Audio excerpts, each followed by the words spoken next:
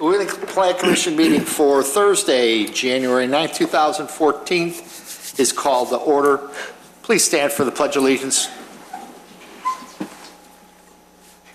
I pledge allegiance to the flag of the United States of America and to the republic for which it stands, one nation, under God, indivisible, with liberty and justice for all. Mr. Secretary, if you could please take a roll. Commissioner Dorband is absent with prior notice. Commissioner Johnson, I am here. Commissioner Powers. Here. Commissioner Schaff. I'm here. Commissioner Stylen. Here. Commissioner Zangara. Here. And Chairman Rufato. Here. Mr. Jennings, any changes to the agenda? We have no changes. I do have a couple of quick notes. We have a meeting next week. I'll repeat this at the end, but we have a meeting next week that we intend to use as a workshop meeting for the item that was originally on tonight's agenda, the workshop regarding Title 21, the sign code. We intend to do that next week. We also will likely have a landscape subcommittee meeting next week. And I just want to say happy birthday to my youngest son, Justin, whose birthday is today. They're watching tonight, so you can go have a popsicle. Happy birthday. Now. Happy birthday. Happy birthday. Popsicle time. It's not going to be very exciting to watch from this point, so go. Is it time for him to go to sleep? Not Because quite that time. Oh, okay, because this could put him to Right, sleep. this could do that.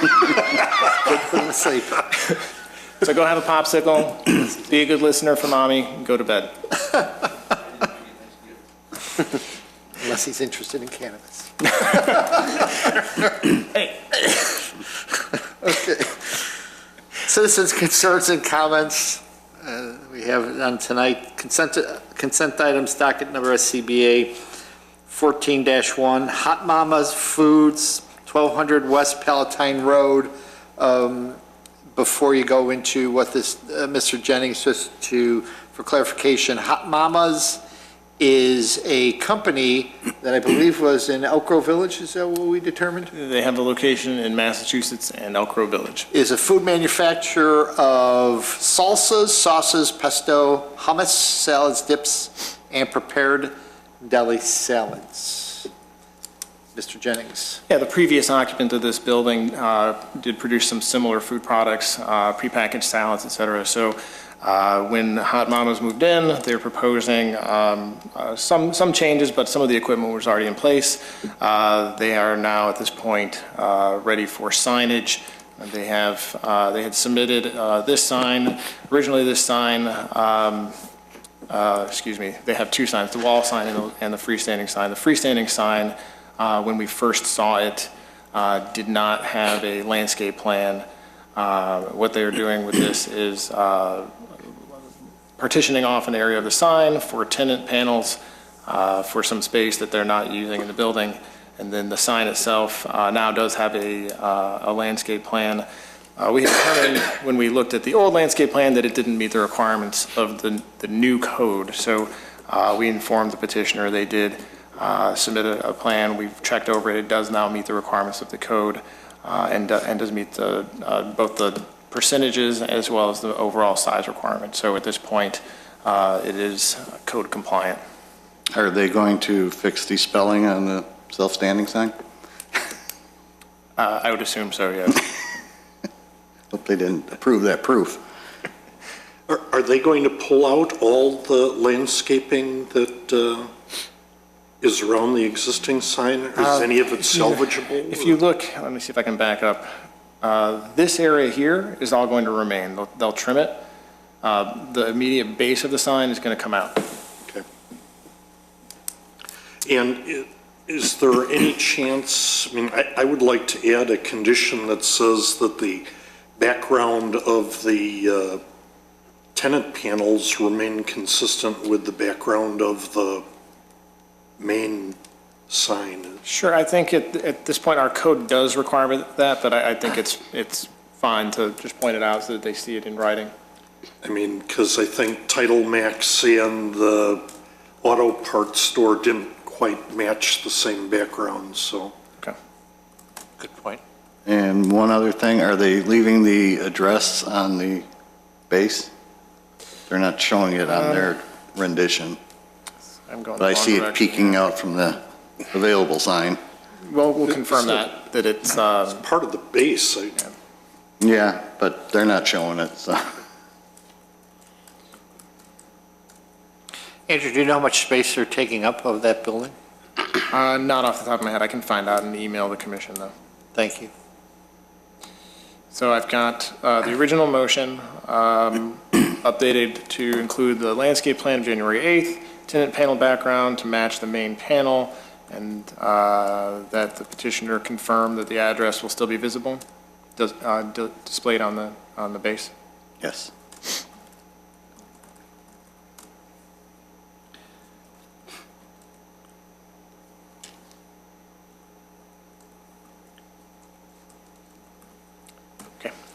Do you hear a motion? so moved, Mr. Chairman. Second. A motion by Commissioner Silent, second by Commissioner Johnson. Mr. Secretary? Commissioner Stylen? Yes. Commissioner Johnson, I say yes. Commissioner Powers? No. Commissioner Schaaf? Yes. Commissioner Zangara? Yes. And Chairman Rapado. Yes. 5 yes, 1 no, 1 absent.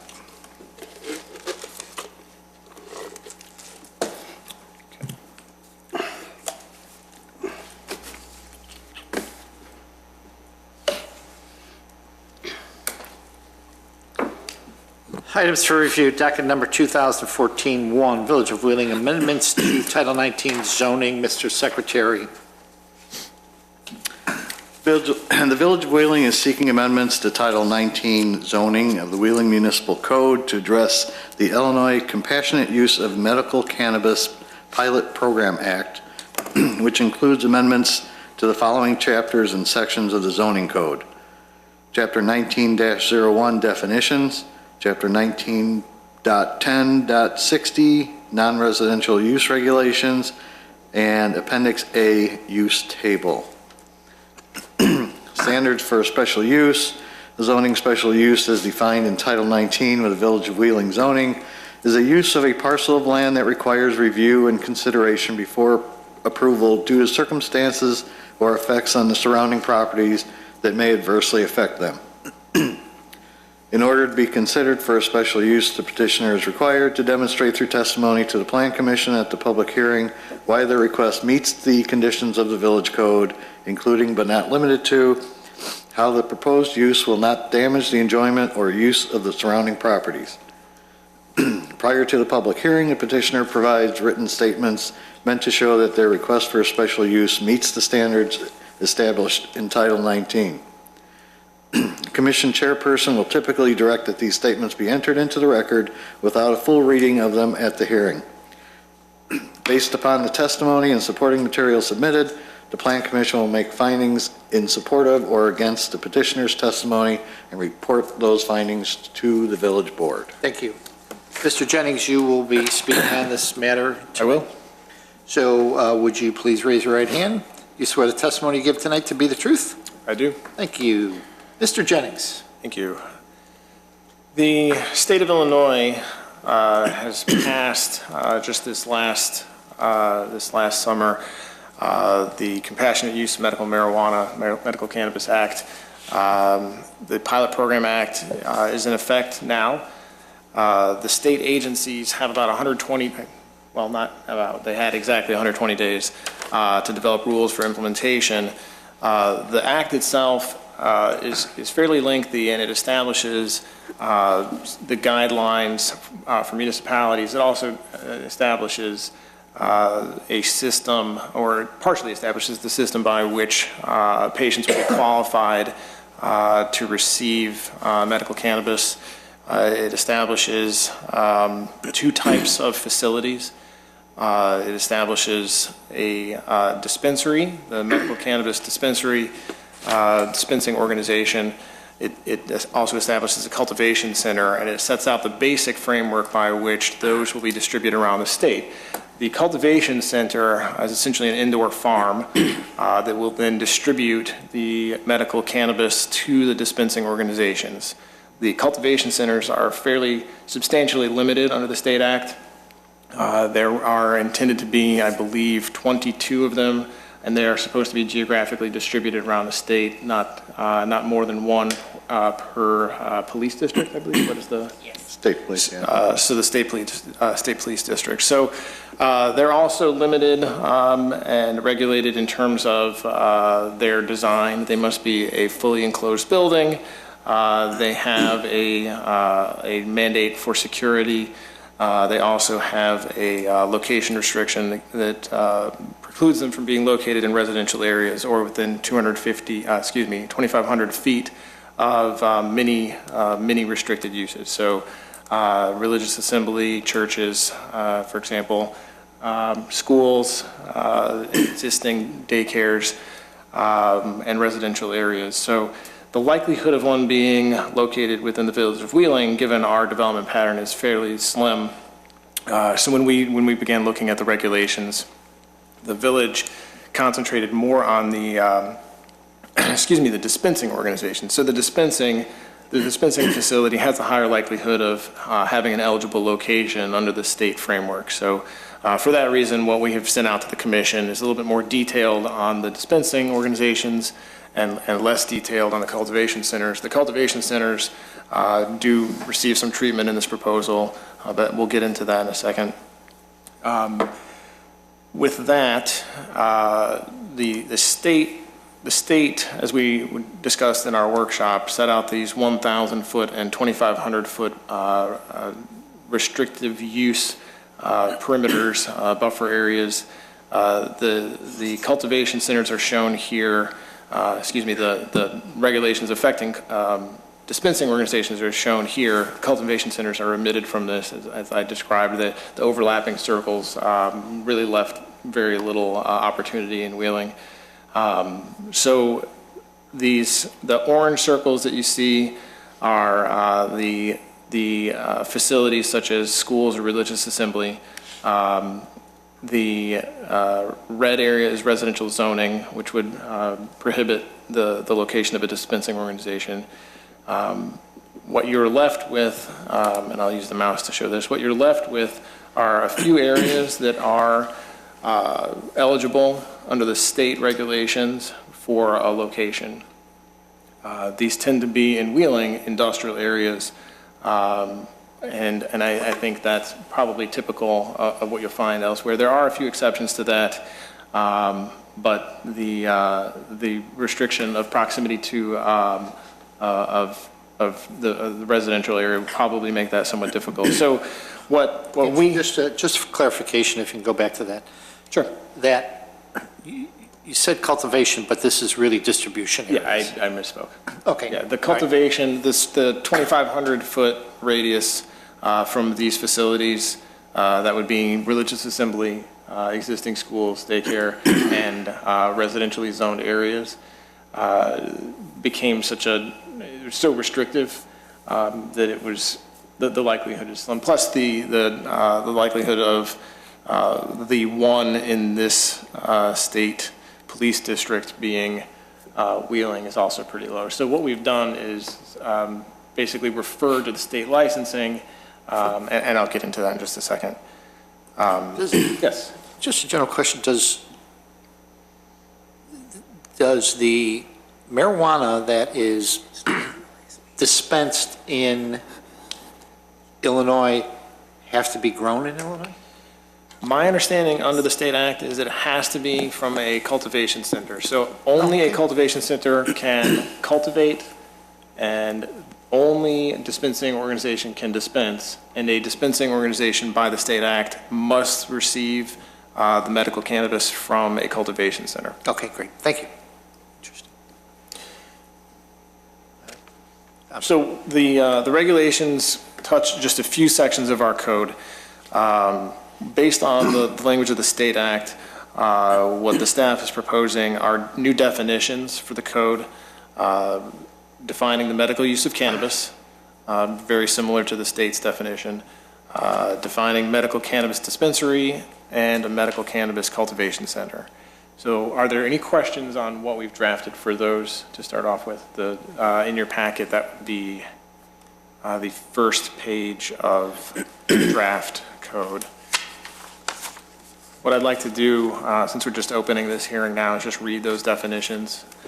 The first definition, medical cannabis dispensary, a facility operated by an organization or business that is registered with the Illinois Department of Financial and Professional Regulation to dispense cannabis for medical use, paraphernalia, and related supplies, and that should be and educational materials, related supplies and educational materials to registered patients. The second definition, medical cannabis cultivation center, is a facility operated by an organization or business that is registered with the Illinois Department of Agriculture to perform necessary activities to cultivate and distribute medical cannabis to medical cannabis dispensaries. And the last definition, medical use of cannabis, is the acquisition, administration, delivery, possession, transfer, transportation, or use of cannabis to treat or alleviate a registered qualifying patient's debilitating medical condition or symptoms associated with the patient's debilitating medical condition. Are there any questions on the definitions? Yeah, I do. Is the medical use of cannabis, that definition, is that necessary? I would say yes. I think it makes sense to establish what the legal, the legally acceptable definition of that use is. So if the state is defining it in that way, I think it makes sense for us to. I don't know, Ms. Maluzzi, if you have an opinion on that. I mean, I would agree that I think it'll be helpful to have that definition in there to establish the acceptable and legal use of cannabis and sale of cannabis within, within the village as prescribed by the state act. I think it'll alleviate, any potential confusion and have something to rely on that can be, an easily defined term. Would it be appropriate to refer to the Illinois statute or whatever? That could also be appropriate too, as prescribed or set forth in the, Because otherwise you'd compassionate have use. to define some of these other terms, what symptoms are. Registered qualifying patient. Yeah, And what's debilitating medical condition? right. I think the state And that's- goes into pretty good. Right, and Terms. that's what I was getting at, because if we, Sure. I think a reference to the act as defined or as set forth within the compassionate use act would be sufficient to make sure that all those definitions are accounted for.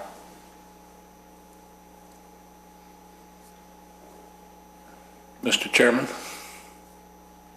yes, in addition to meeting all the provisions of the State of Illinois acts, whatever they may be, since there are no administrative rules set down so far, I would like to see some type of verbiage in there that restricts a satellite of a cultivation center. I can picture a cultivation center and then another building saying, oh, well, this is just a satellite. You see the picture I'm getting at?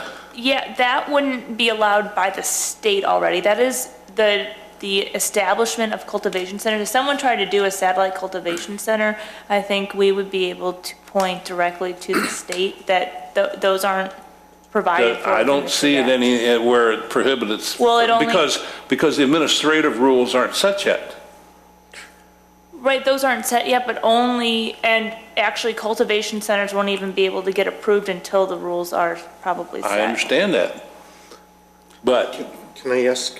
sure. So are you saying something like one building here and then a disjointed building over there and somewhere else, all owned, operated and run by the same? By the same cultivation Company or center, and then owner or they say, whatever. well, this really isn't this is a satellite, and it could be miles away. And Wheeling could have two of them. We have addresses in both Lake and Cook County. I just really don't, I think that is limited by the state act and for us to get into that, and I don't think that the state would allow satellite offices Right. I mean, the act, so the rules are there that are going to be adopted, are going to be there to kind of regulate and implement what is already set up by the act. The act only allows X number of cultivation centers. To establish a satellite cultivation center would be setting up a separate cultivation center.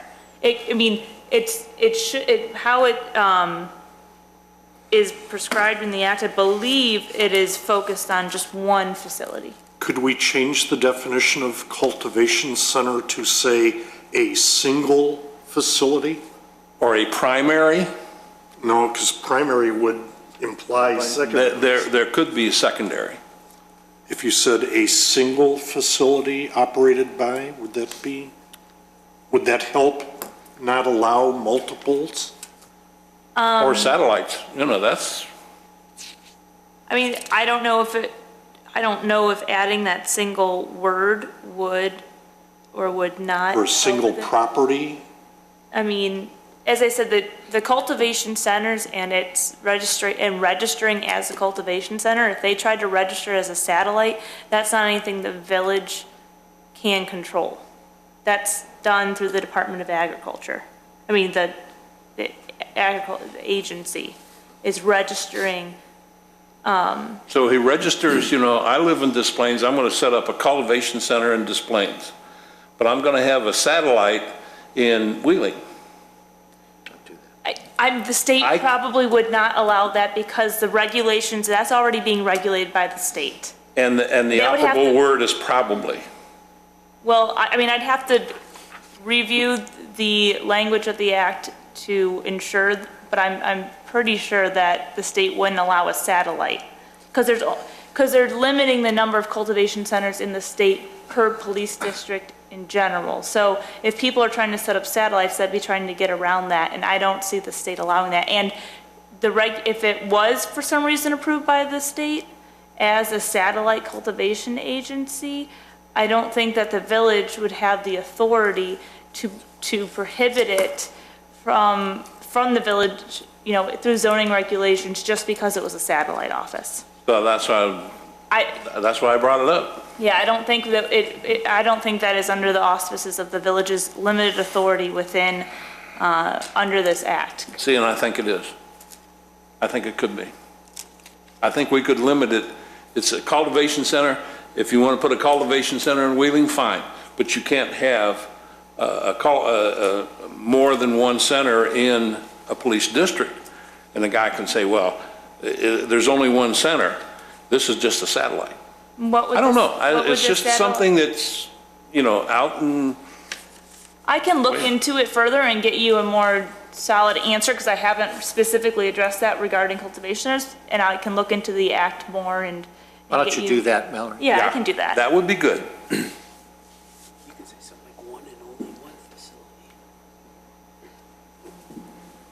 And if the state mandates that, Steve, that's fine. I'm perfectly happy with that.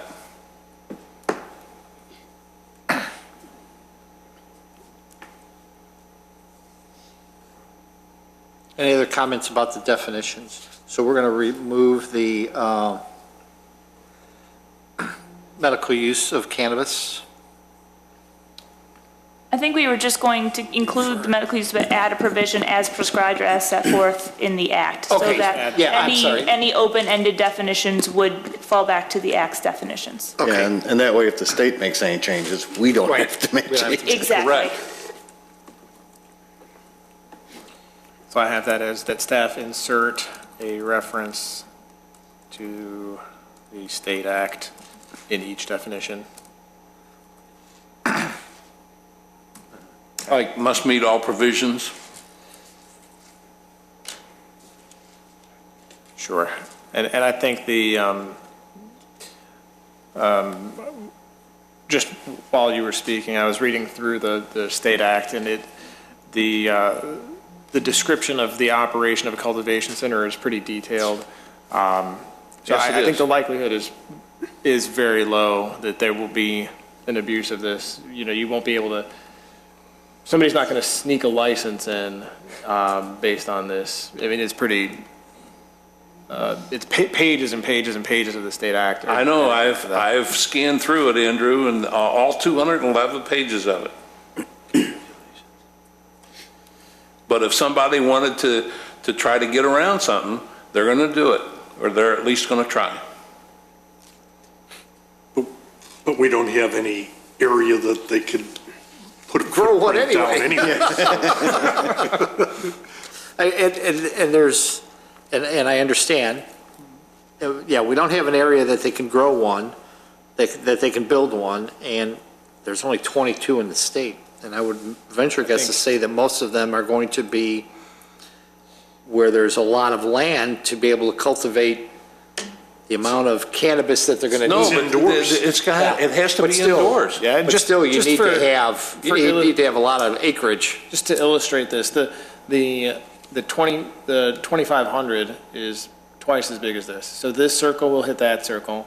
You'll see, instead of just keeping it out of if you're looking at the map right now, instead of just these red areas, you'll see a 2,500-foot circle off of the red area.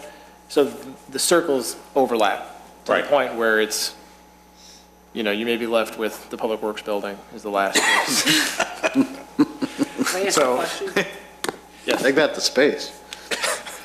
Mr. Chairman, Yes. could I ask a question? As far as, this is just a general question. The police district, the police district that the Village of Wheeling is in, how big of a boundary does that district encompass in general? Do you know, Andrew? I don't, I can look it up. There's two of them, there's two districts. Wheeling is in two districts. It's in the Elgin, which is Lake County, and Cook County, which is in Des Plaines. And I don't need it, I just was kind of curious. I mean, is it like 50 square miles or something like that? I Let don't, me see if we can find something like that.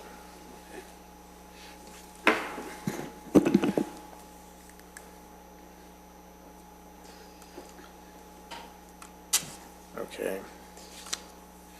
State police districts, I believe. Can't get to it right now. So the next piece of this, if we're done with the definitions, the next piece of this. if you look Andrew, at- just a second, on the dispensary definition, can you reword that? Yeah, you know, you got to change the "and," but it just reads kind of strange to me. Under dispensary? Yeah. The paraphernalia, comma, and related supplies, and including educational materials. dispense- Just, Dispense cannabis for medical use, as well as the associated paraphernalia and related supplies? yeah, and educational And. materials. Yes. Yeah, Okay. thank you. As well as paraphernalia. Okay. Are there any other questions on the definitions? So the next page is if you look under non-residential use regulations, we define uses usually in the definition section, and then for specific uses that may have unique characteristics, we did this for mobile food vendors, for example. We have about, let's see, 15 or so that we've done this for. We propose regulations just to clarify. In this case, we're repeating some of what the state act says, but the medical cannabis dispensary, we're proposing a requirement for special use review, as well as licensing by the state of Illinois Department of Financial and Professional Regulation. And then we have a series of regulations. The staff is suggesting a parking requirement similar to general commercial and office space, just to clarify that that's how it would be reviewed and not as an industrial use. The second regulation is repeating the state act regarding proximity to certain restrictive uses. The third regulation indicates that signage shall be subject to Title 21 signs. The next one down relates to site lighting, just to clearly define that the lighting standard is not the industrial lighting standard. It will be the shopping center, neighborhood shopping center lighting standard. The last one down on this list sets out in addition to the basic special use application, the plan submittal for special use review shall include provision of adequate handicap parking, exterior photometrics, a scaled floor plan, a description of the business operation, including deliveries, number of employees, hours of operation, and a detailed security plan. In addition to that, we have a slide, the next slide up goes over some additional considerations that could be part of that. Are there questions on that at this point, on the medical cannabis dispensary? I have a comment on one of the regulations. Is it possible, I see where we're putting the parking requirement in there for general commercial, but could there be a case where a dispensary would be located in a shopping center and the parking requirement may be different because of that? The next piece of this is the district classification. So we're proposing it be restricted to the I-1, I-2, and I-3 district. Okay, So it would not be located in a shopping. okay, thank you. Are there other questions on Commissioner Staley? Yeah, the sign provision, the Lake County Task Force has recommended some additional criteria for signs. Number one, that they should not be allowed to depict cannabis plants or drug paraphernalia on the signs itself, and I would presume any display items in windows, whatever.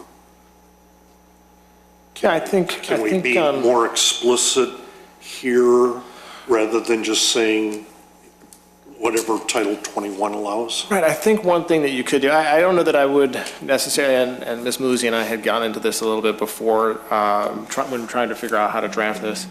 We have,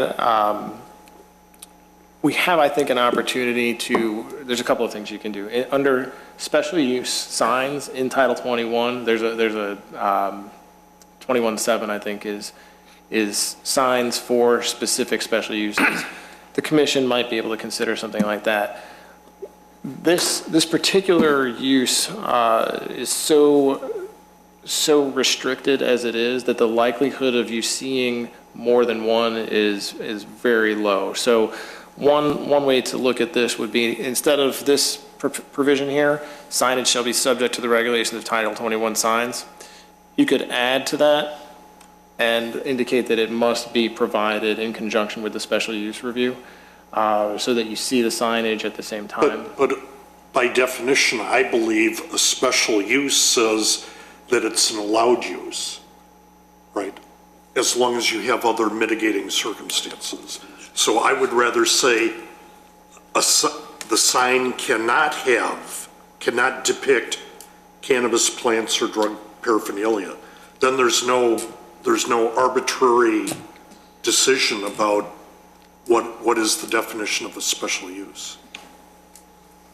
Sure, I think what I'm saying though is that if you have one or possibly two applications for a special use, based on the other regulations applied to this by the state, there are going to be so few of these, the likelihood of there being two in Wheeling is very low. Doesn't make any difference. I don't want signs to advertise drug paraphernalia, period. So what I was suggesting is, rather than go through a whole list, you can add to this, signage shall be subject to the regulations of Title 21 signs and must be submitted at the time of special use review.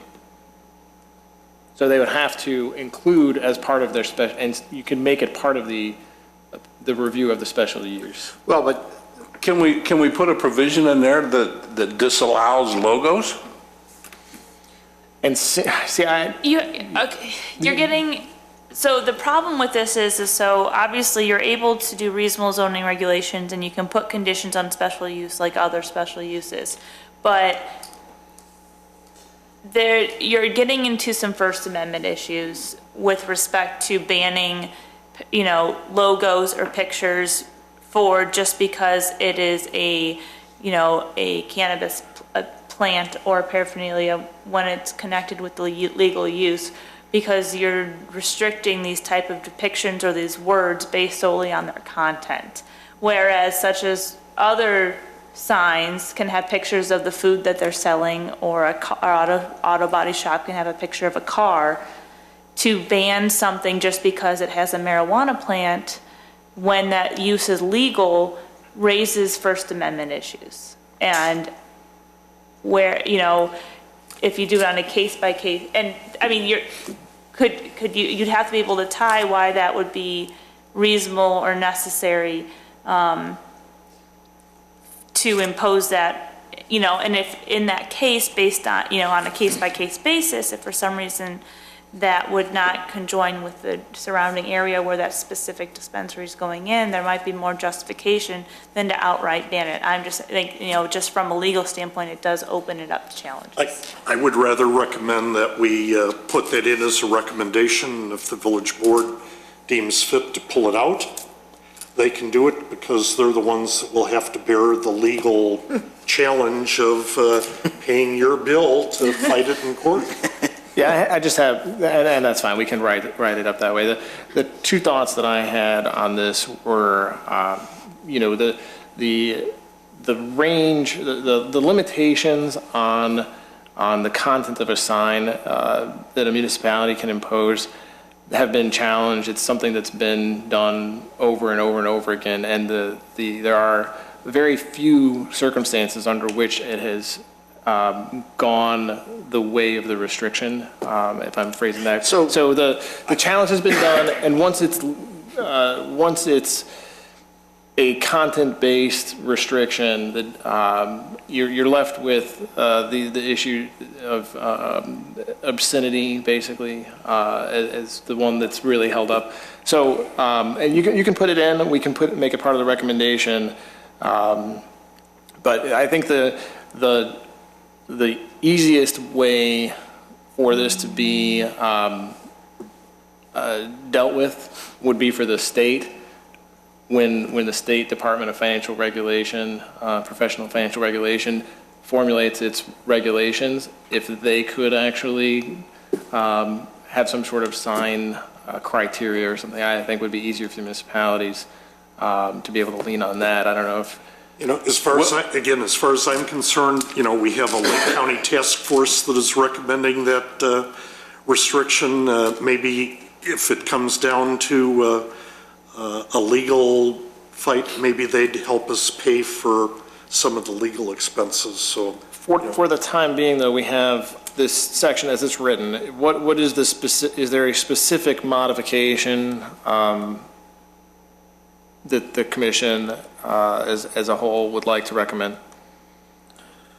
Well, as a minimum, a logo allows a larger sign. Isn't that correct? Yes.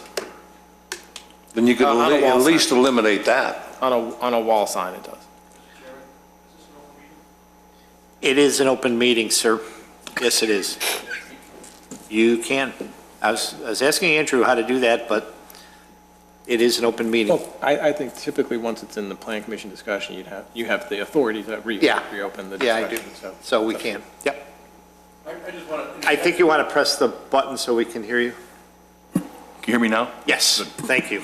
I think you're missing the point that these aren't retail businesses out there. These are businesses that doctors are going to send their clients or patients to. There's no need for advertising. This isn't a McDonald's where you're driving by, oh, I think I'm going to stop in and get a joint. There would be sent there for a specific purpose. The Sunshine Clinic, go to Sunshine Clinic on Hints Road and get your stuff.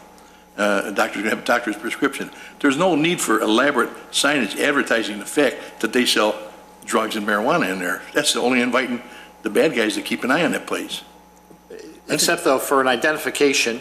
Well, that's what I'm saying. The doctor, the doctor's going to, you can only go in there if you got a prescription in your pocket. Right. You can only go there, but if you don't know where it's at, and you have to identify and advertise Well- your Sunshine Clinic that could have a cannabis logo on it is, what's different than that than somebody that doesn't sell retail but still has a sign that says power tools with a power tool on it? True, and I don't know if the sign of a weed is going to indicate what's really the activity there. Somebody might think it's a flower shop, who knows? But I think the wording of any kind of a cannabis indication should be stricken from the sign. Only, and if they have some sort of a logo that's fits their business that they come up with, I think you almost have to allow a logo. You do, because But not Thank you. Cheech and Chong. well, but even if it's that, why do we restrict what it is? But I'll defer to the board as to what restriction you want to put in there. But can we- we have to be pretty specific. Can we take a consensus real quick to see if we're wasting time or not? Well, I guess what are we taking a poll on? Whether we should allow, Whether the item C is sufficient or not? well, that's a pretty broad question. Well, that's what we're recommending. Signage shall be subject to the regulations of Title 21. Okay, we can Is that start there. sufficient or not? We can start there and then go from there. So, Commissioner Zangara, is C sufficient for what we're trying to do here? I was kind of agreeing with, because the signs do have to come to us anyways, that as part of the special use, we do then get to comment on it at that point. So in my estimation, I think it's okay right now. Commissioner Johnson? I feel like there should be something more there, but I Okay, so it's a no. can't. So you're saying no? Yeah. It's not sufficient. Commissioner Stylen? Not sufficient. Commissioner Powers? Not sufficient. Commissioner Schaaf? Not sufficient. Just for edification, I think it's sufficient. So, what is the suggestion for wording there? Well, the first suggestion that we had was the requirement to submit during special use review, rather than have the special use and the signage separated in time, was to require it to be submitted in conjunction with the special use review. The other suggestion was then more similar to the Lake County Task Force suggestion, which lists out a long but not fully inclusive list of restricted logos and terminology. Can drug paraphernalia be sold there? Can bongs be sold there? And Yes. Yes, yes, they can be in conjunction with sweet. the legal use. Do you But need- you have to. But do you you need a have to have a prescription. prescription to buy the to buy a drug bong? paraphernalia? You have to have a card to get in the place. Yeah. So, okay. Interesting. I would hope that you would have to have a prescription to buy the paraphernalia and have to identify. As Commissioner Johnson said, you have to have a card to get in, and that card is the prescription. So, Is it? It's your qualifying patient ID card right. or Right. your caregiver ID card. Yes. And that is, and then you would have your prescription on top of that. But you can't get a Correct. prescription unless you have an ID card. Right, but you can get in, so I'm a qualifying patient, and I can get in, and I don't know that I should be able to shop, well, I want a pipe, and I want this bakery item, and that, I would think that you would need a prescription for each item that you're gonna purchase. I don't believe you need a prescription to buy the paraphernalia. You would need the prescription would limit the amount of actual cannabis you purchase. Because you're limited to the amount of cannabis you can purchase in a given time period. Yes. But Yeah, I I do read not that. believe you need a separate prescription for paraphernalia. I'm double checking, but I'm pretty sure you don't. And could you give that paraphernalia to someone else once you walked out of there? Well, but you give the pot to somebody else too. Yeah. That's outside of your authority to zone, to regulate that as far Right, as you can reasonable zoning. Share your Walgreens prescription with someone else too, Yeah. but Yeah. Or you can, well, there's all kinds of possibilities. But I would hope that you would need a prescription for all that. But the rules and regulations aren't set yet. The administrative rules aren't set. But you can go to any store right now, any head shop, and buy a bong, buy anything that Can you we don't. get back to the sign? Yeah, right, exactly, yeah. You don't need, right now, you don't need anything, You don't need a prescription for any of that Right. paraphernalia. you can go anywhere and buy that stuff. You don't need it. So we're talking about the cannabis. Yeah. So just back to the signage, we had two suggestions. One, just specifically referencing that the signage shall be submitted in conjunction with the special use review. And two, there was another suggestion that the village adopt a list similar to the Lake County Task Force suggestion, which includes terminology and imagery, which would be restricted. Would that be in Title 21 then? I think in this case, probably 19. Normally, the sign restrictions I would put in 21. However, you've got Something specific? something very specific to the operation. And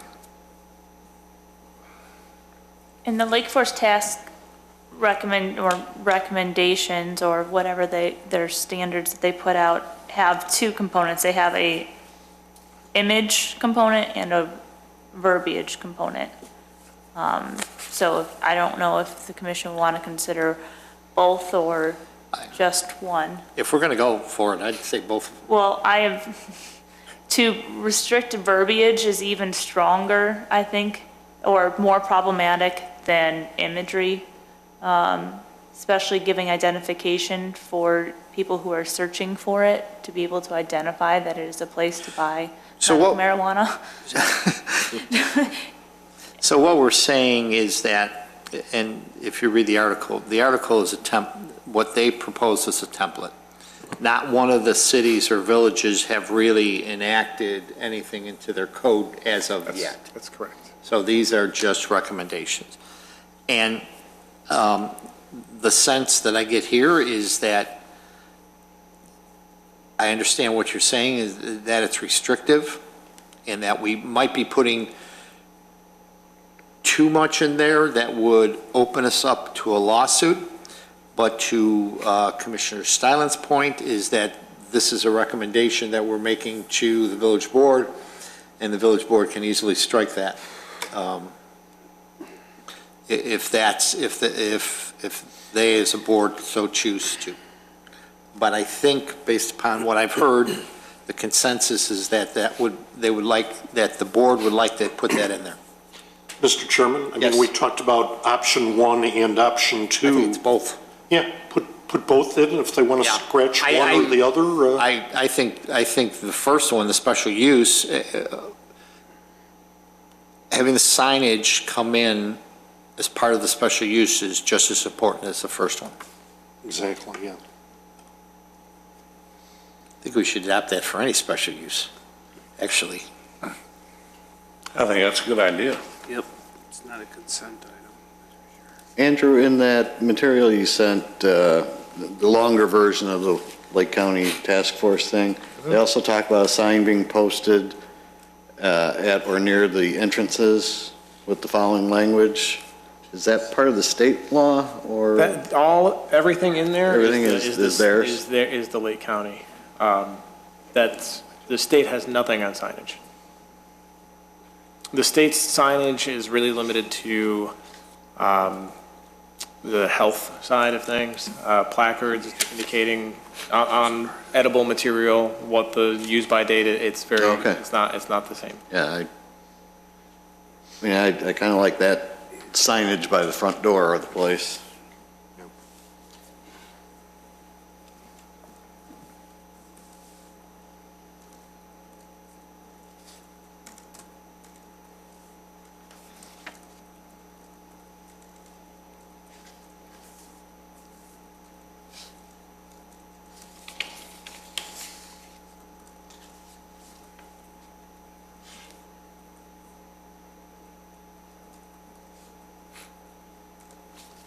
I'm just wondering if they enact, they being Lake County, enact that, is Wheeling obliged then to follow that as far as addresses in Lake County? Remember, I don't think, no, well, Lake County is a governing body, okay. Not sure. I mean, they made these recommendations for the municipalities within Lake County. Their recommendations. So I'm not certain what Lake County is going to do, if they will enact anything for their limited space that they have.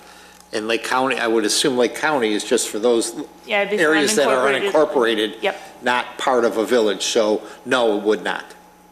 If Lake County enacts anything, it's for those unincorporated areas, and there's no, if there's, Their zoning authority ends at the municipal boundary of any incorporated area. right, But I believe these recommendations were to municipalities within Lake County, which we are one of those municipalities. It's basically what it is, it's a model ordinance. Correct.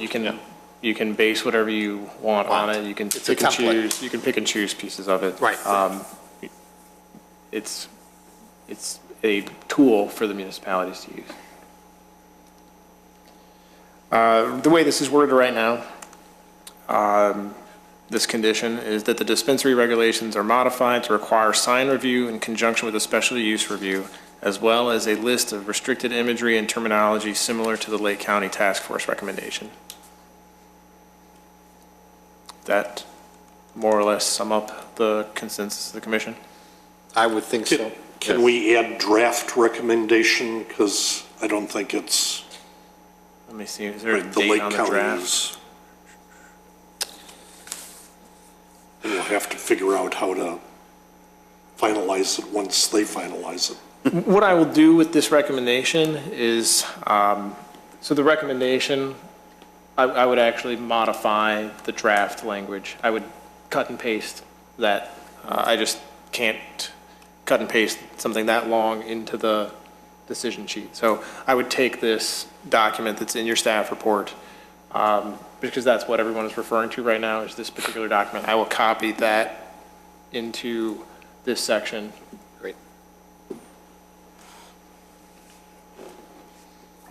One of the other,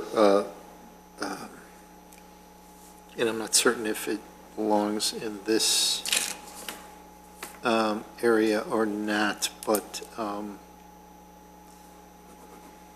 the video surveillance. That is actually, I have that on my next slide. If Okay, you'd fine. like to get into that. Thank you. we can That's do great. that. So before we get to that, I just want to knock off this last piece here. The Medical Cannabis Cultivation Center, our suggestion on the cultivation center regulations is to refer directly to the licensing of the State of Illinois Department of Agriculture. The regulations that we're proposing are fairly standard. It's repeating what is elsewhere in the zoning code and the state act. So the first one is that such facilities shall have the parking requirement of the combination of the interior uses, manufacturing, office, storage, etc.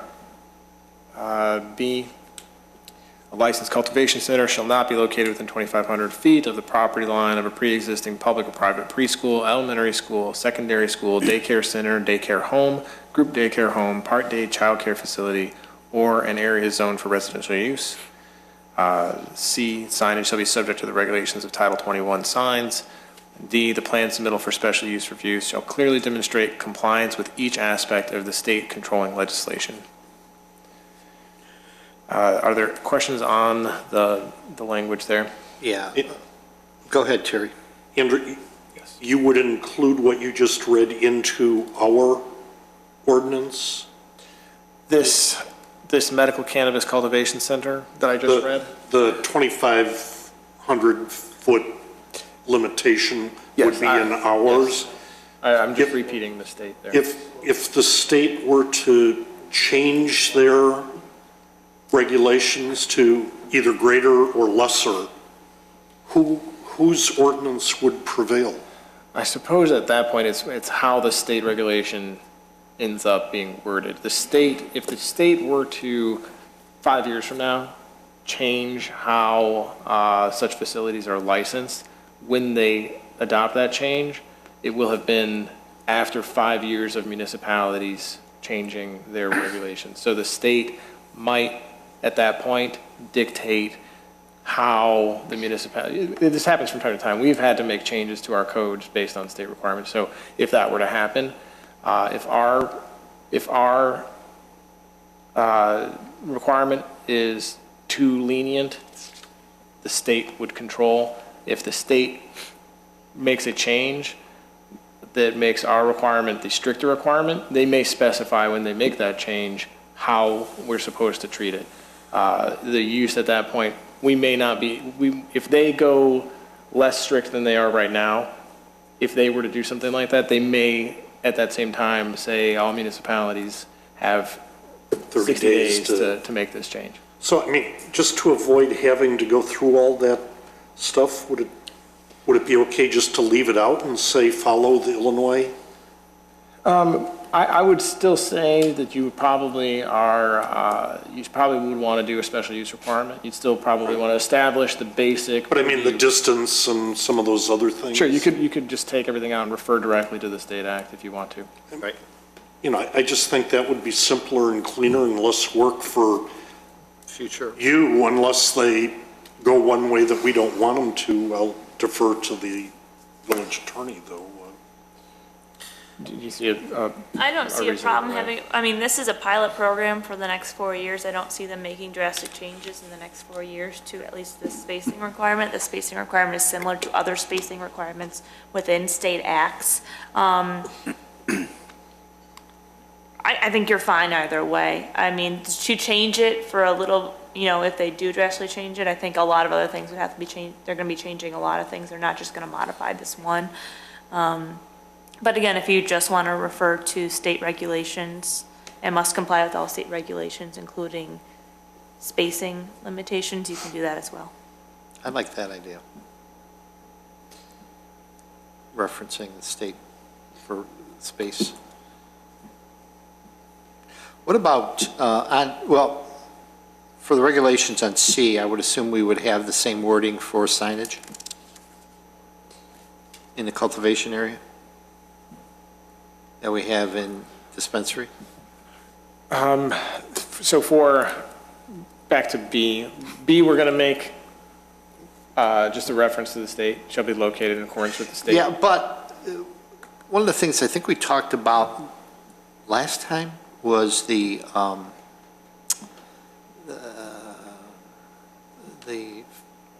business on Hintz Road. What is that? The summer camp. Is that specific enough in this that we need to add something like that? What I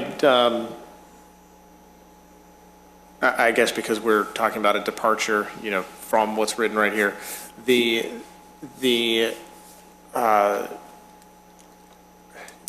have some ability to modify what the state list of restrictive uses is in the state act.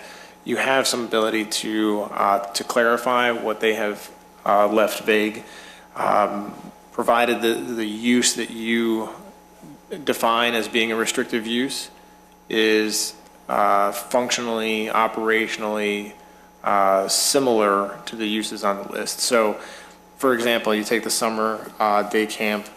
I spoke earlier with Ms. Maluzzi about this, that the summer day camp, provided that it operates in a similar fashion to the other restrictive uses, you could make within your own municipal regulations, you could expand the list to clarify this. Not every municipality has a summer camp in an industrial area.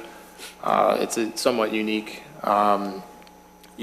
situation. So for the purposes of the Village of Wheeling, you may decide that there's a rational basis for including a specific land use on that list that the state did not anticipate.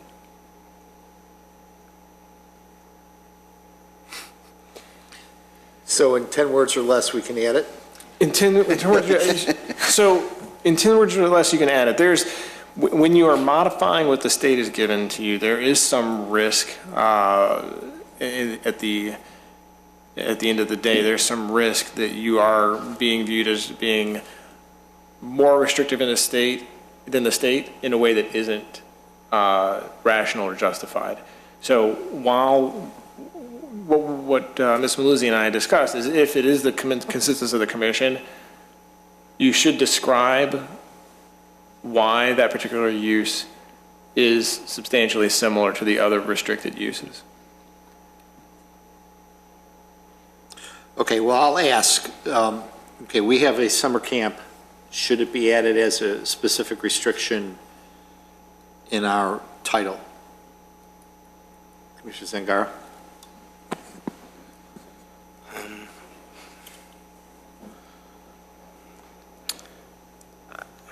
I want to say yes. Commissioner Johnson? I think so, yes. Commissioner Stylen? Yes. Commissioner Powers? Yes. Commissioner Schaaf? Yes.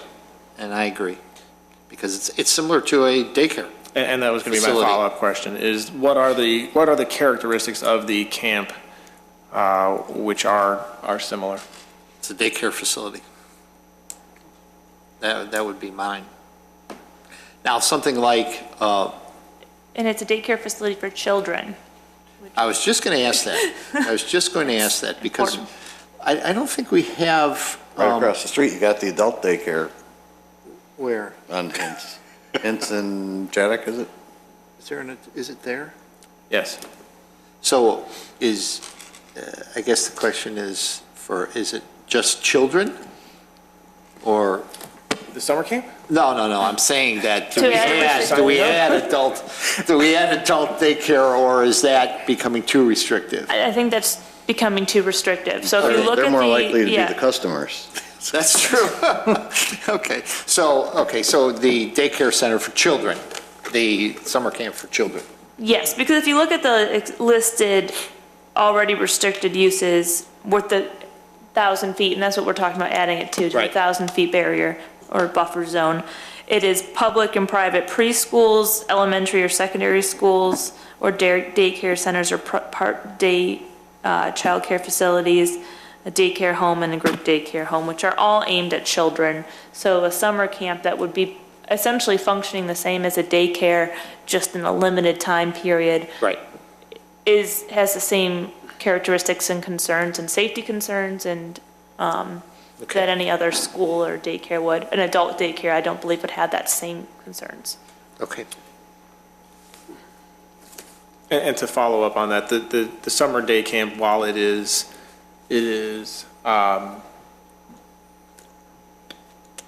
seasonal, when it's operational, when they came in front of us at their last review, there was some discussion of the way that it operates. The children are typically bused in. Their parents are not frequently with them during the day. They are bused in from out of the area. So it was the determination of the commission that is substantially similar to the operation of the school. Are there other items such as that the commission feels that are worth noting for the record? Anything? No. No. So I have the condition that summer day camp is added to the list of restrictive uses. Yes. Now, under the cultivation center, are we, is the direction to remove some of the language and just refer to the state at that point? Yes. And these distance restrictions, they talk about pre-existing public and private preschool. What happens down the road if somebody wants to open up a daycare center within that circle? They probably can't. I mean, it wouldn't affect the dispensary for being able to be there. So if a dispensary. But the school would be allowed to. Open up, yes. Okay. Yes, you do, That's what I yes. meant. I mean, would we prevent them from opening? No. Okay, thank you.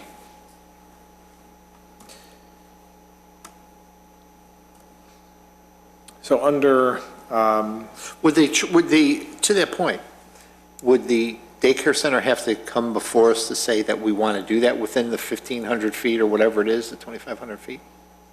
No, I don't believe so. I think this is more of a function of restricting the locations of dispensaries, not the location of any schools or. Well, and the reason why I ask is because I believe that the church that was built next to the AMVETS,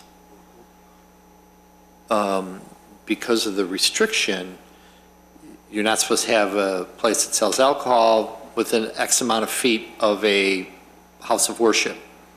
But they wanted to build it there, and I thought they had to come before us to get that waived. I'm pretty The sure that the church. difference is that code, the liquor code, does not have the term pre-existing in there. Okay. It always says it must be, it's a continual restriction. Okay, This is great. for only pre-existing establishments. Okay, thank you. And I'm pretty sure that's. But that would make sense. Okay, thank you. On the other hand, we couldn't force a dispensary out because somebody wants to build Right. a Correct. school. Right. Correct. That would be grandfathered in then. Yes. But the school should be made aware of Correct. what's You're their right. store. Do we have any onus of doing that, though? I mean, schools would probably be special uses, right? So, Yeah. but I mean, a daycare center might not be a special use, or would it? a daycare center would. The only time in which a daycare center is a permitted use is permitted as accessory to manufacturing of a certain size. There's a provision in the code that allows a So would all those restricted uses be special uses in our town anyway? So they would have to be notified? They would be now, so any new one would be. Some of them probably predate a special use requirement, but any new one coming in would need. In that area.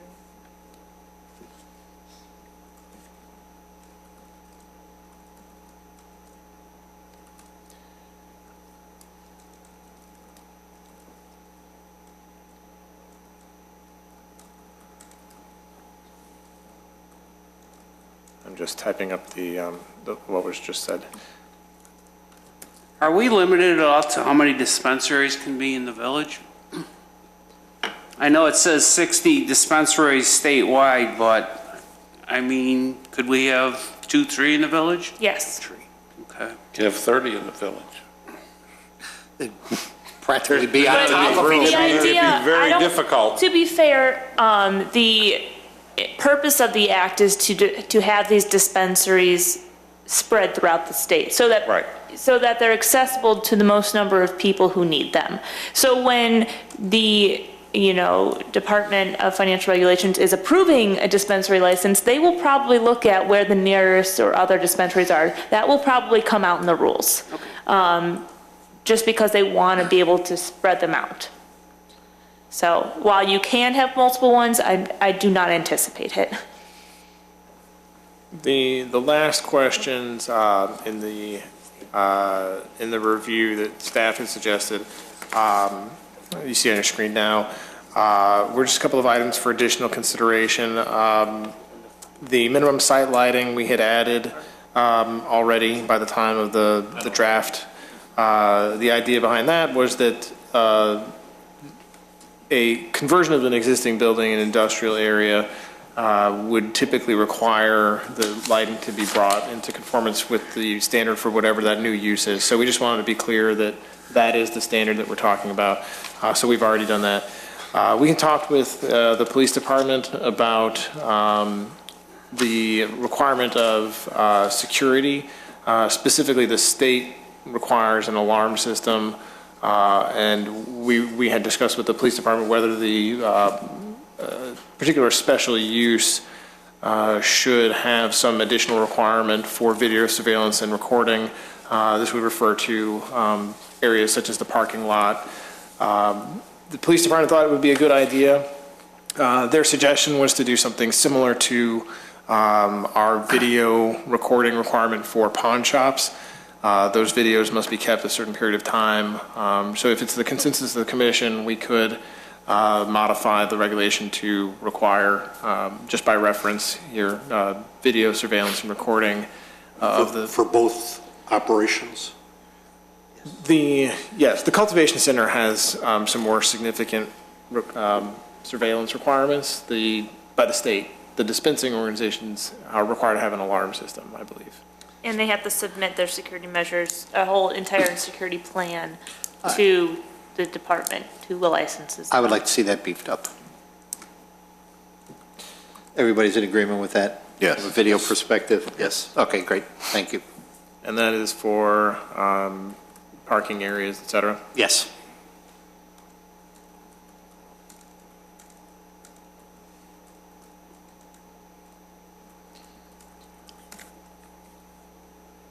So the way I'm wording that is that the facilities will be required to implement video surveillance and recording similar to the regulations for pawn shops.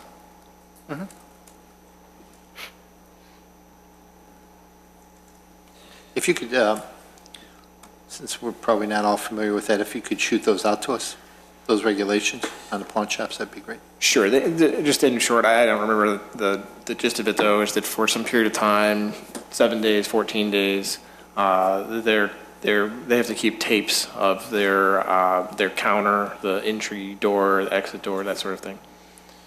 There was a question for additional consideration on drive-throughs. One of the municipalities had discussed it.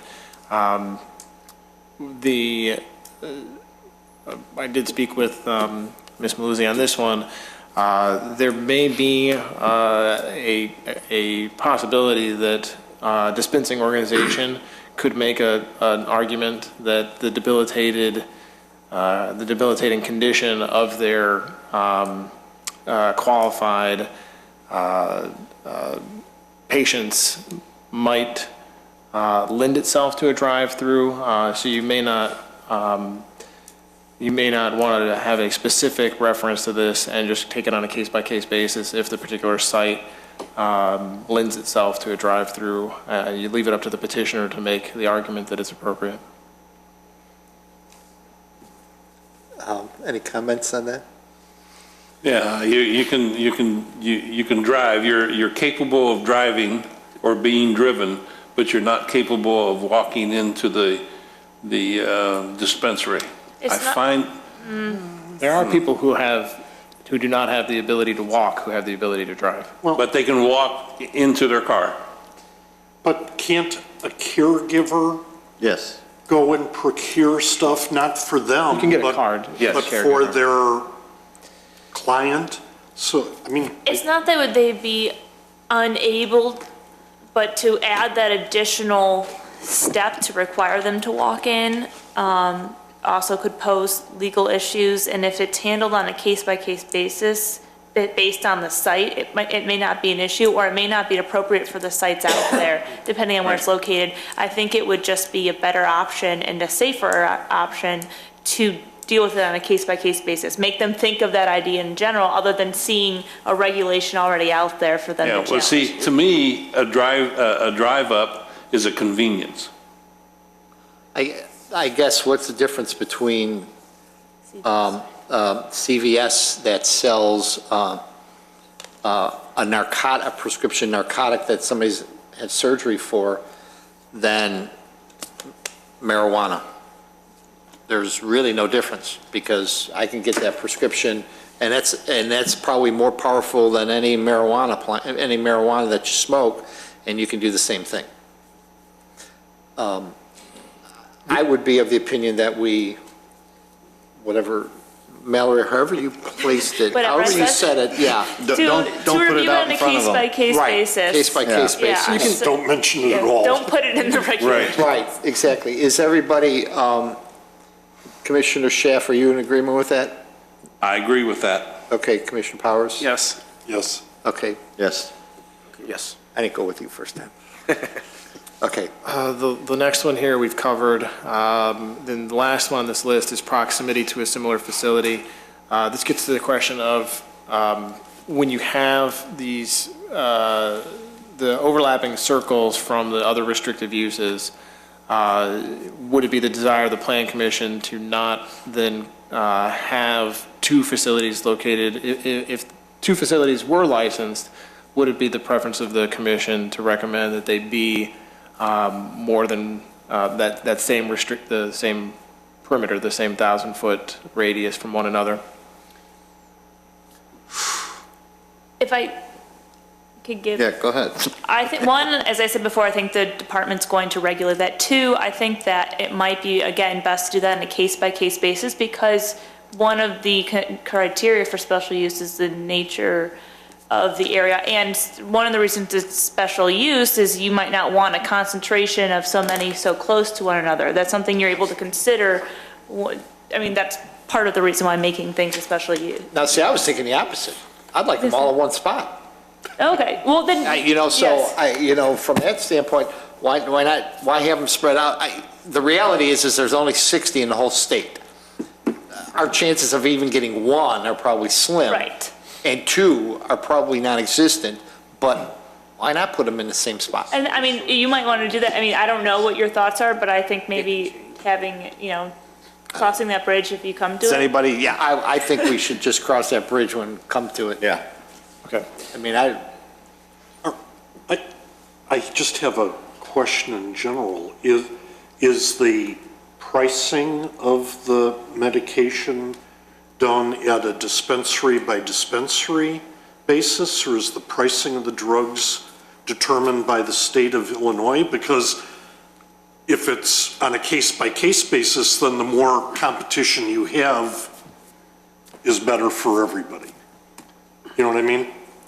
But if it's defined by the state, then you might as well just put a distance limitation. I see their limit on the tax. I'm just going to flip through here. I feel like they are going to regulate the price. regulate a price matrix, but I don't know the exact answer to that. I'm gonna see if I can find out. Let me just flip through this really quick, but. So you're anticipating a marijuana war? Well, it's like having Walgreens and CVS right across the street from each other, if they were the exact It's like same a gas price. war, Yeah. marijuana war. Want to be in your insurance though? I see the tax set at 7%. I don't see another. I didn't see reference. any other prices in there other I than. see real just the- estate prices, but nothing on the cannabis. I just think that if somebody were to want to come in and we put a distance limitation on, it would be an unfair business practice or something like that, so. Yeah, the spacing requirements are very difficult to support as well. Is the village going to have a tax on it too? Tobacco tax. A medical tobacco tax. I would hope. The only reference I see here is that the verification system that's going to be in place will include the price of the cannabis purchase. I don't see anything on setting the price. I see setting the tax, and I see tracking the price, but I don't see that could be part of what the Department of Financial Professional Regulation comes up with.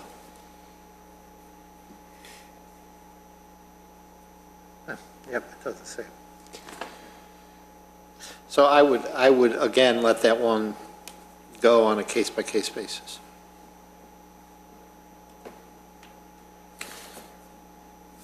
Are there any other questions on this? Yes? Yes. Commissioner Steilen? There were a couple other things that the Lake County Task Force was thinking about. And one of the things that, I'm not too worried about the cultivation centers. I think they'll handle themselves. But for dispensaries, they said, should not be located in a leased space, buildings with other uses, or on properties that share parking lots with other types of businesses. And I was just wondering if we should follow suit with their recommendation. And then this other one that says for dispensaries, and I don't understand this, but under the proposal, marijuana or related products should not be visible from a public sidewalk or neighboring property. On the first one, one of the things that immediately caught my eye when I read through the Lake County recommendations, when you look at the potential challenge on something like that, you're talking about if the state act actually has in it right up front what the municipalities are going to be responsible for, and they immediately at the beginning say that you're going to have some limited zoning authority. So that the idea, I think, of creating restrictions that have the effect of prohibiting the use, this kind of falls into that category of items that might so limit the number of properties that would have the effect of prohibiting the use.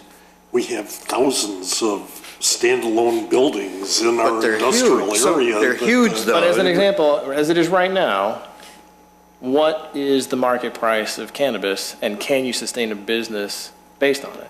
Can you purchase a building that is 200,000 square feet and lease out the other part of it to some unknown tenant? Can you purchase a building? So, I mean, if you carry it through to the number of 1/60th of the population of Illinois, maybe yes. the buildings that are available in an I-1 and an I-2 district that would be properly located, out of those that are for sale, what is the sales price? So if you start getting into that, I think, and I'm certainly not the attorney, but I think that could be construed as being a restriction that is, it's such a burden to find that property that it could be viewed as having an impact of restricting the use from locating in town. And that is specifically prohibited by the state act.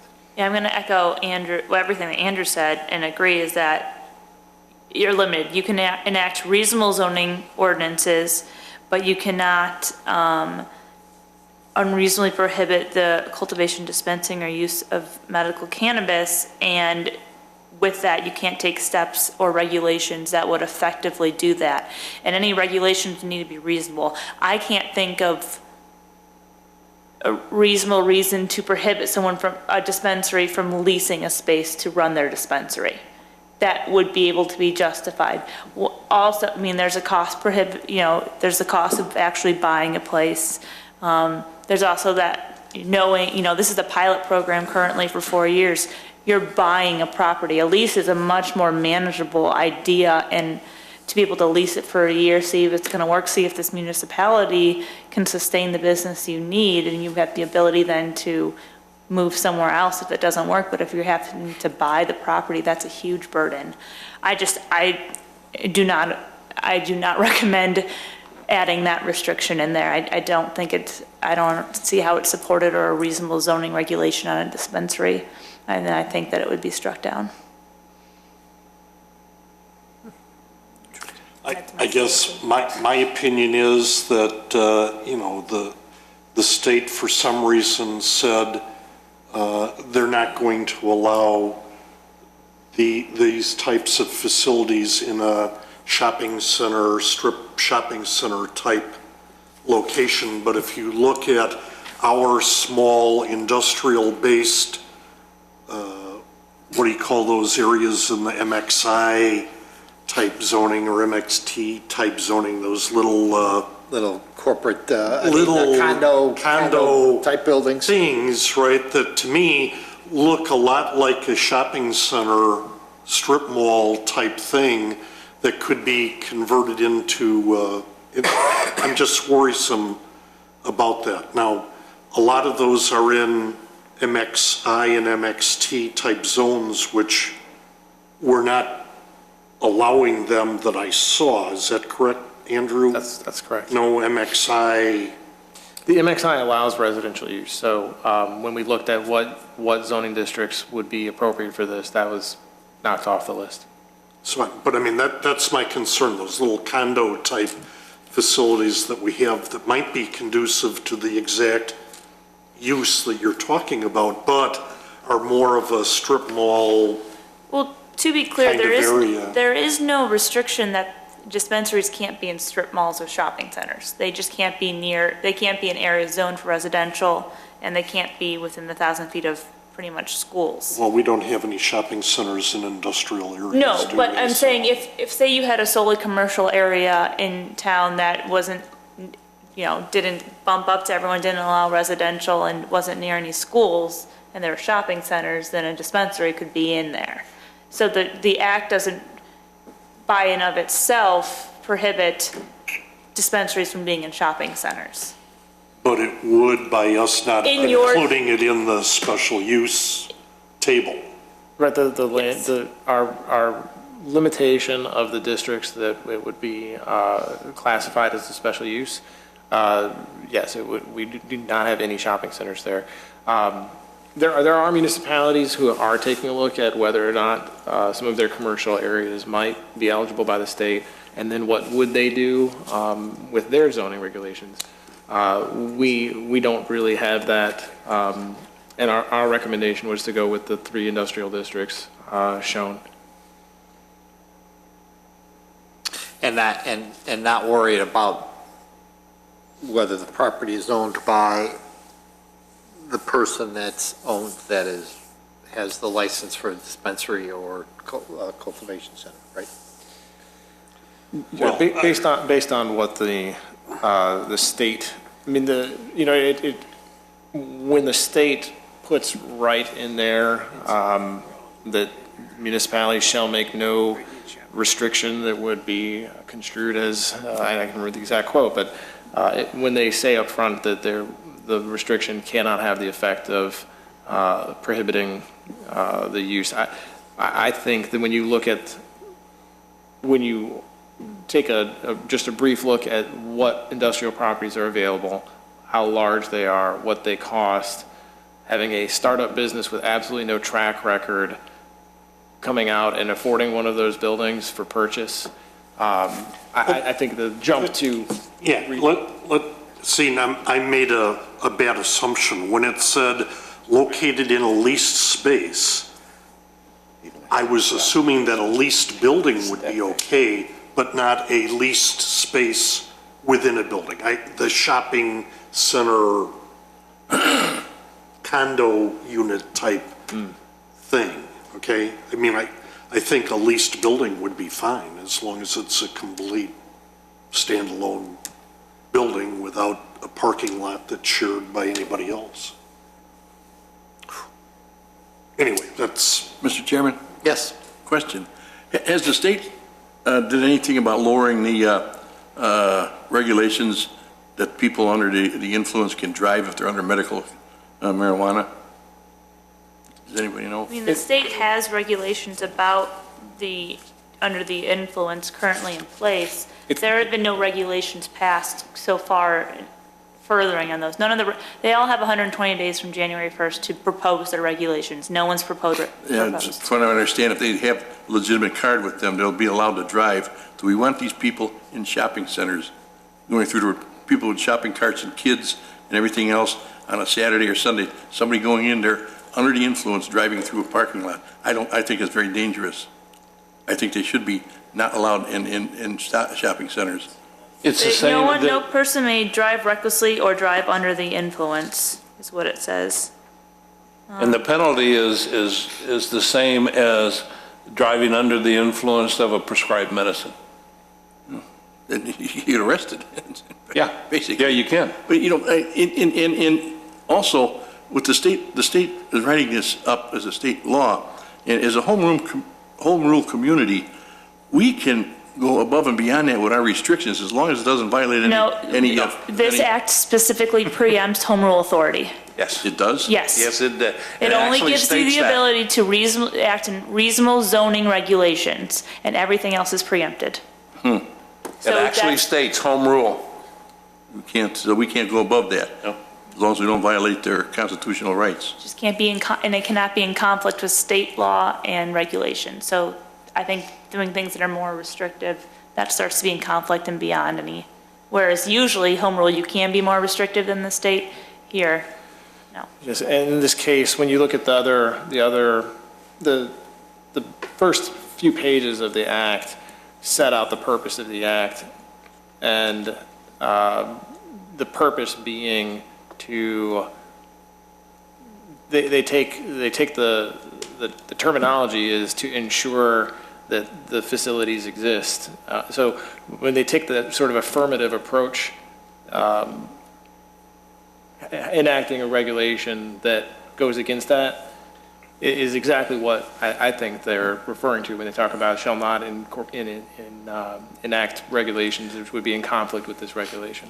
Jim, can we take a consensus on that, adding that restriction of buildings with other uses or share parking lots with other types of business and just get on with it? Sure. So the question on, do we add a further restriction that it cannot be in a building with other uses or in a property that shares a parking lot with other types of business? Do we want to add that wording to this, to the title? Commissioner Schaaf? My first reaction is no. Okay, Commissioner Powers? I would say no also. Commissioner Stylen? I'll say yes. I'm sorry, I just zoned out. Commissioner Johnson? No. Commissioner Zangara? No. I would say no also. And then can I ask for a consensus on the last Lake County Task Force suggestion that says marijuana or related products should not be visible from a public sidewalk or neighboring property? Sure, might as well. We're there. Commissioner Zangara?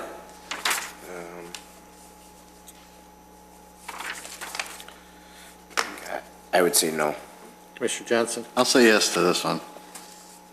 Commissioner Stylen? Yes. Commissioner Powers? No. Commissioner Schaaf? I would say no. I would say no also.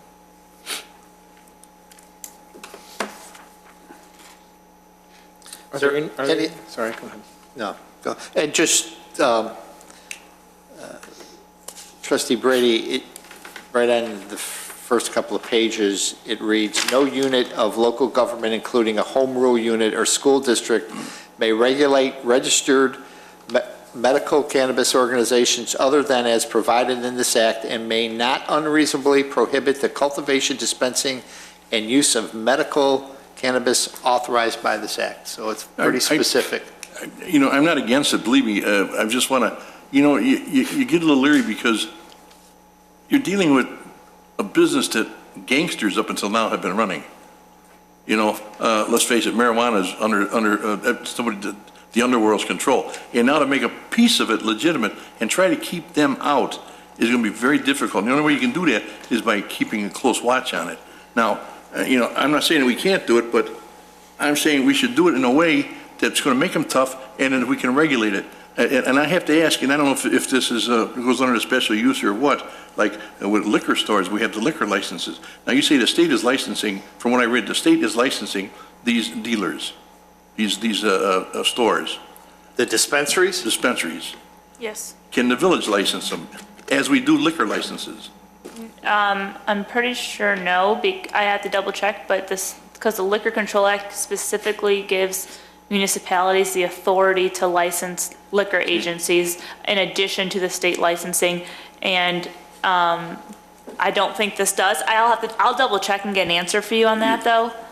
What I'm afraid of is if we don't have some kind of control over that, who's to say that all these people are up on the up and up that are in there, that are going there, that have cards in their pocket? You know, those will be, driver's licenses are forged every day. Now this is something that's going to be very easily forged. Everybody's going to have a medical marijuana card. Well, the law enforcement does have the ability, if they suspect illegal activity, to go in and conduct raids and everything like that. So they have that ability. As far as us licensing it separately, I'll find out for you. But yeah, because I think it would be important. Because our guys, if we're relying on the state, we're in trouble, to be honest with you. I think, but if Well, but we, to that point, we rely on the state to do these gaming. yeah. And we have no control over that. Any municipal, any business can come in and get five machines and we don't even know about it. And Right, as long as they have a pharmacies the liquor exact license. same way? Right. Yeah. One last comment. It appears that the state isn't done with their ordinance yet. What are we doing with this tonight after you get done with this? Is this going to, you taking a vote on this and sending it to us? or- Well, I think there's a couple of questions. I think some wording needs to be done. We'll probably take a vote on it next week. I would want, this is myself personally, I wouldn't want to see this until the state gets all their ducks in a row. My recommendation is to make a point to the board that there are no administrative rules as yet. I think, and a lot of municipalities are doing, is getting in a base in here, especially setting the zoning districts, because otherwise, if there's not that and the regulations aren't out, then people can come into areas that would technically just fit into the pieces.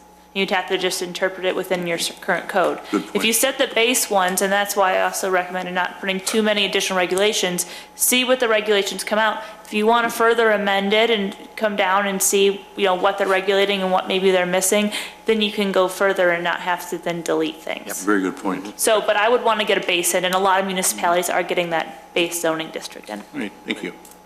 If the consensus is to continue this, Yes. what are the questions that the commission would like for the continuation? Well, I think the one question is, I think we would like to see the wording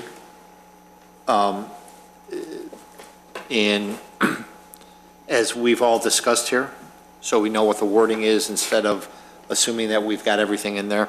And then the other question that I remember from the very beginning was the question around satellites. Okay.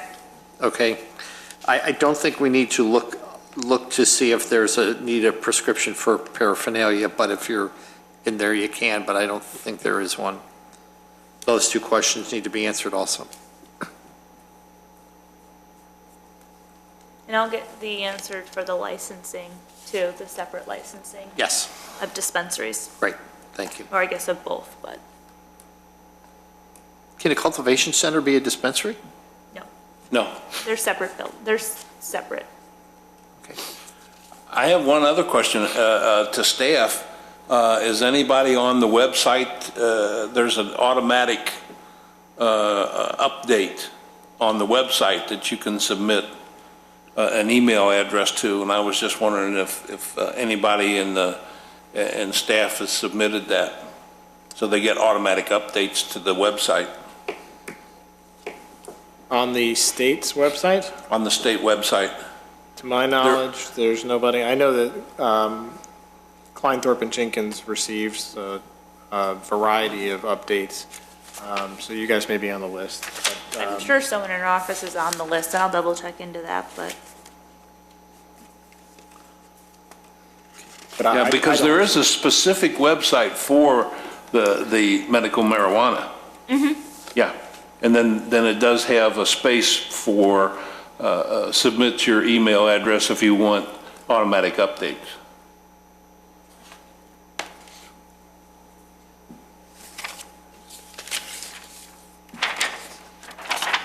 This is the one.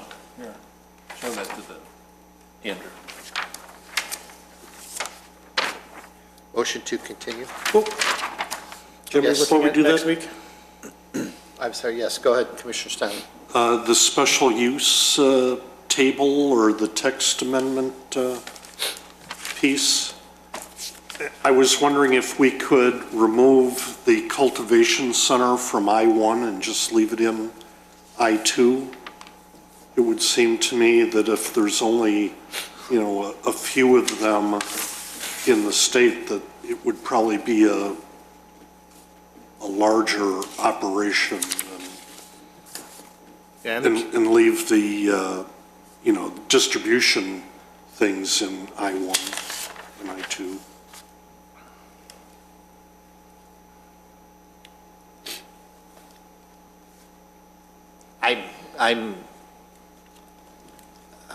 I'm indifferent, but I will, actually, no, I like that idea.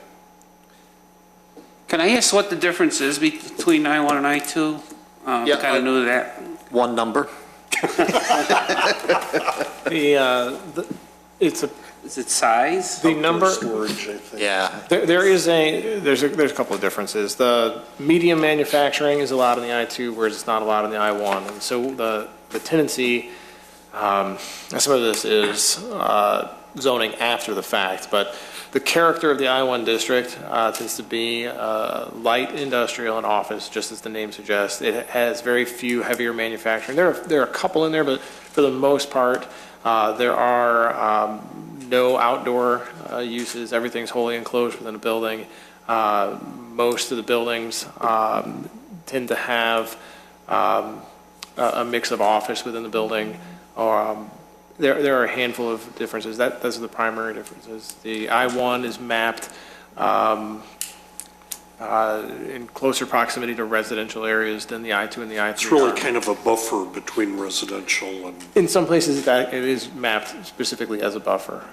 There are strips of I-1 on the edge of the I-2 and I-3 districts occasionally for that reason. Thank you. So Commissioner Johnson, take it out of I-1. Yes. Commissioner Stalin? yes. Commissioner Powers? Yes. Commissioner Schaaf? No. Commissioner Zangaro? Yes. And I say yes also. Make it just 2 and 3. Any other questions? Okay, do we have a motion to, is it a table or? Is there a continuation? It is a hearing. Is there a specific date? Would we like to discuss again next week? If we could, yeah, I'd like to shoot for next week. Is that possible? We can certainly try. Okay. What would be the date after that? The 23rd. Why don't we shoot for what's on the agenda for the 23rd? We have a couple of things. So if we can get it done next week, it'd probably be better for our schedule. Okay. Motion to continue to the 16th next week. What? That was his motion. That was, And we yeah, need to- that was the motion. Yes. Yes, okay, so do we, we have a motion to continue to I'll next week? second that. Okay, we have a motion by Commissioner Powers, seconded by Commissioner Johnson. All those in favor? Aye. Okay.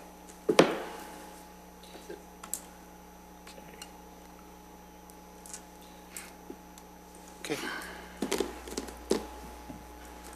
Straight to other business? Fine. Yes, other business. Do we have, is the minutes? Wait. Before that? I don't have Yes. mine. Approval of minutes, December 19th.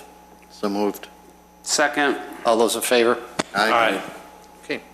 Other business, Mr. Jennings. Have one item, the workshop item we're anticipating doing next week. So the only item I have is the request of Worsham College. Staff distributed a little bit of information on this in the last couple of days.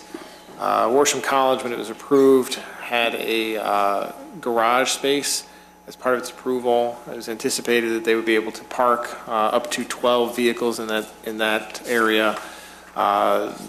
in the last few years, in 2008, 2009, the college had requested a text amendment that would have allowed that space to be converted to a crematorium.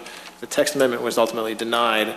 At this time, the college has a operational change that's necessitated by a change to a relationship with the county morgue. They had previously done some of their practical study work off-site. They have I'm not sure of all the details of this change, but the relationship with the county morgue is either being strained in some fashion. They won't be able to have the hours that they need to be able to provide the same level of education to the students. And what they're requesting is to bring a lab for practical experience into the building and use that garage space for that.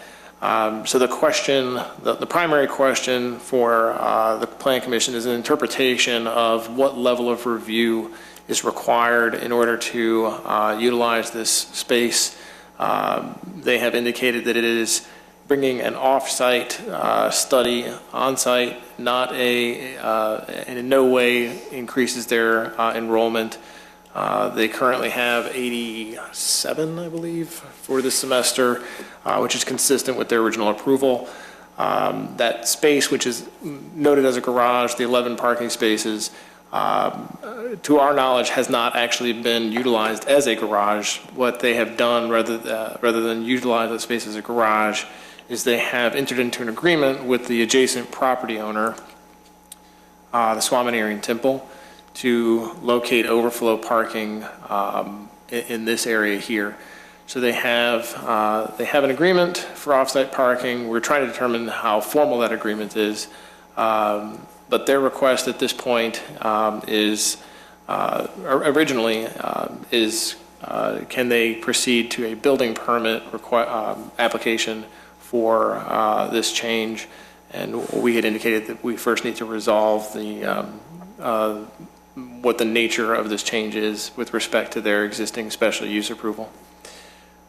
So with that, I would like to answer the questions you might have and then request a consensus as to what the nature of this change, what extent of review is going to be required based on this. Commissioner Stalin? Thank you, Mr. Chairman. Andrew, is the cross-access parking agreement, has it been formalized with the village, and is it a part of their existing special use? No, there is no formal record with the village. It is not part of their special use. It is something that has evolved over time, whether by a decrease in the number of students who live close enough to walk or the decrease in the number of carpooling students, I don't know. But their enrollment is about the same. The number of cars has gone up. But they do have an agreement. If that agreement were somehow given to you, then they wouldn't need virtually any change to their special use as long as it was within the guise of that parking agreement. I guess the question is, do we have to formalize the cross-access agreement with the House of Worship to update the special use? Is that something that's required? Because in reality, they're taking away 12 spaces that were, I would assume, were part of the original special use. But it wasn't, never mind, I'm not going to go there because it wasn't taken away when we did the crematoriums. That's true, it was, yeah. To my knowledge, they have not utilized that space for parking. So if you separate that issue from it, the special use involves this floor plan and their description of their operation. Their description of their operation is attached, is attached to the legislation, and that description is similar. The amount of parking that they need seems to be greater than what was originally anticipated. So to the extent that this change now is similar to their special use,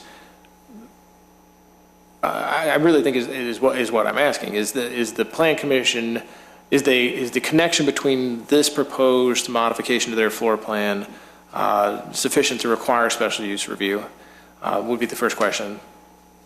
And then the second question would be, in conjunction with that special use review, what is being reviewed exactly? Is the parking part of this review at that point? So, okay.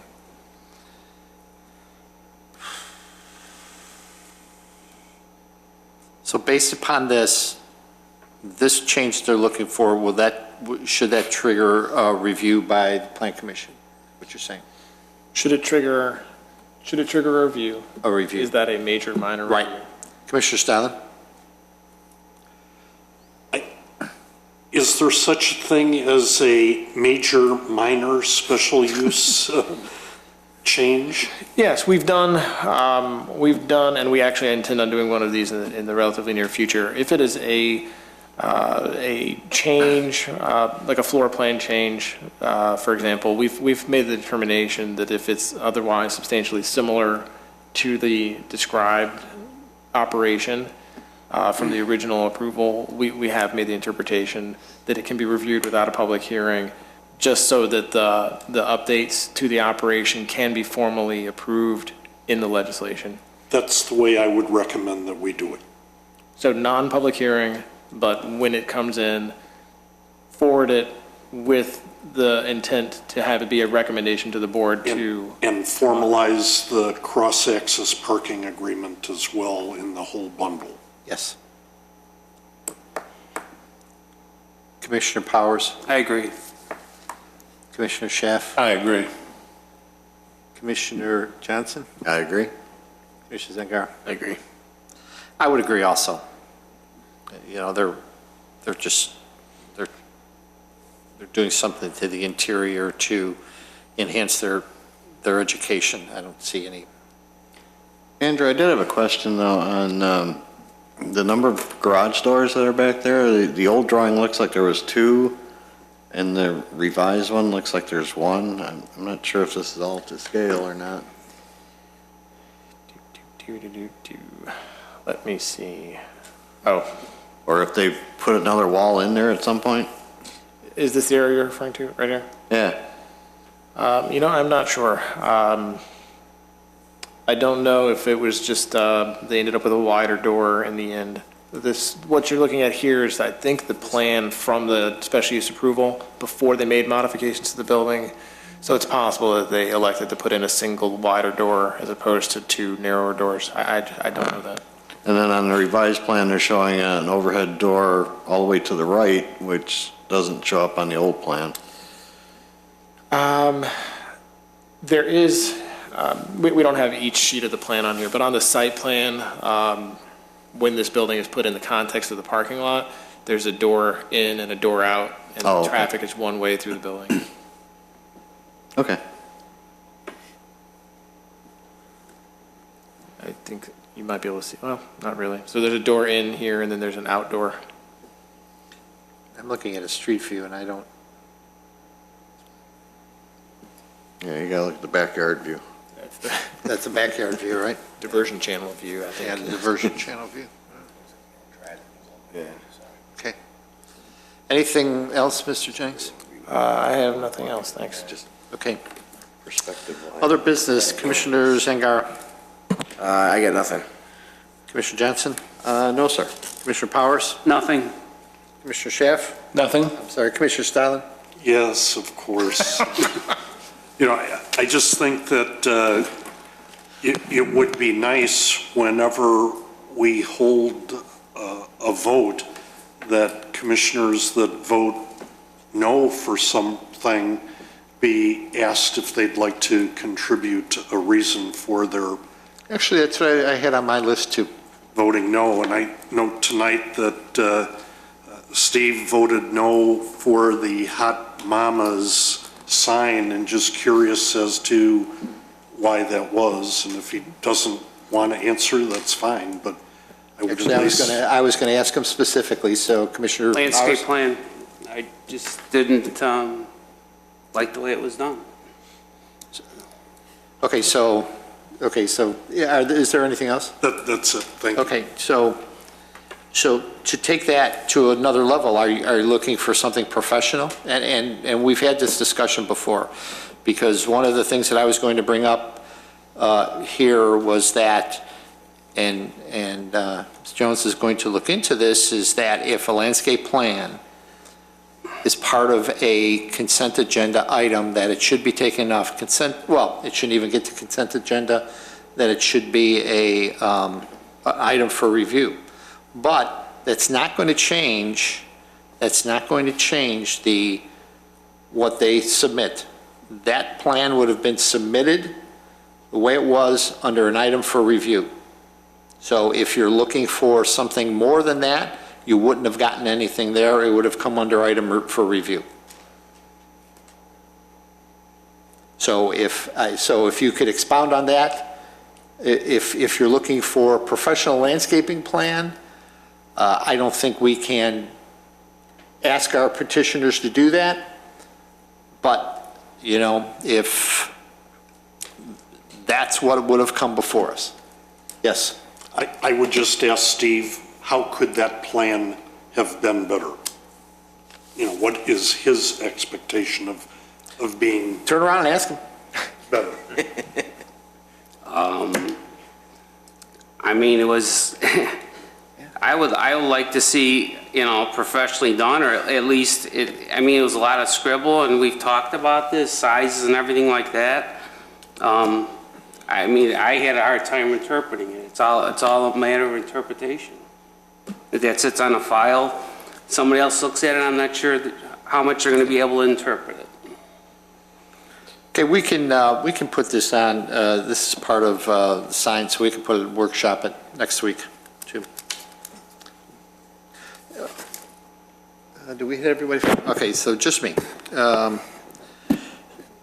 other thing, Andrew, on Hot Mamas, the train cars that are on top of the building that are need painting or something or other, I'm sure there's some code enforcement that we could look into to get that, get those cleaned up. Sure. Thank you. And we talked about the landscape plan. If we can probably workshop that next week as part of 21 on the titles, on the signs. Okay.